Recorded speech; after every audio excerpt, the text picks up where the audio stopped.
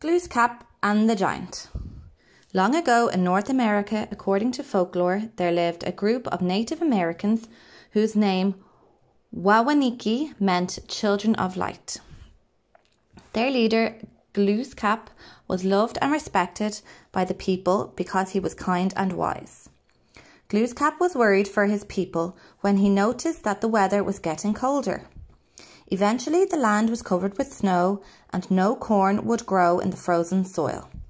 The people were hungry, and although they huddled close to the fires in their teepees, it was hard for them to get warm when their stomachs were almost empty. Realizing that something needed to be done, Glooskap set out on a mission to discover why the world had grown so cold. His travels took him north, close to the top of the world, where all of nature was shrouded in ice. He found a large teepee in the middle of this white wilderness, and he went inside to rest a while. Soon he discovered that he had wandered into the home of a giant called Winter.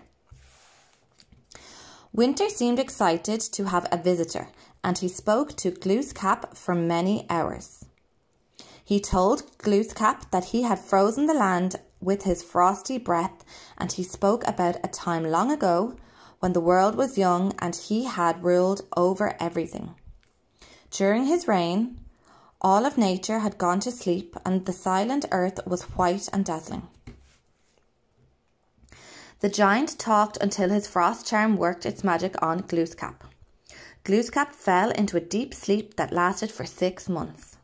When he awoke, the first thing he saw were the shiny black eyes of a little bird. The bird had come to bring him news about a southern land that was always warm because a goddess called Summer lived there. Glooskap travelled south to enlist the goddess. Summer to help his people. When he reached the sea, he sang a magical song to call a whale up from the depths. He told the whale that he wished to ride on its back to the southern land, and the whale agreed. As they travelled, they could feel the air getting warmer day by day.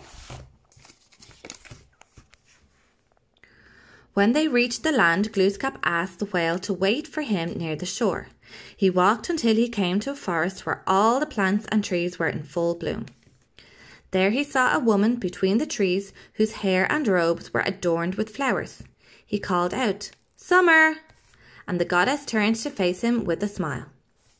"I have travelled many miles to ask you to help the Wawaniki people," said Glooskap. "Who are they and why would they need my help?" asked Summer. "They are my tribe," said Glooskap, and he explained that they were cold and hungry because winter had frozen the land and the crops would not grow. "I will go north with you and reason with this giant," said Summer. The giant was delighted to see Glooskap returning to his land.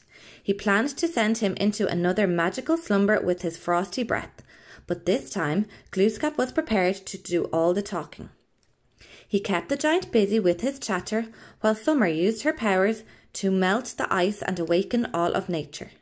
As she focused her energy, trees and shrubs became green and then began to bloom. Winter wept while his white wonderland melted away before his eyes. The goddess turned to him and said, "Winter, now that you understand my power, I will let you keep your homeland here at the top of the world, and I will never trespass upon it again. You may rule over Glooskap's land for 6 months every year, but you must not be harsh as you were before. I will return every year to take over and to check up on things." Winter accepted the terms and he got used to sharing his reign over the land. Because he was not allowed to be as harsh as he had been before, a milder period that we know as autumn was created.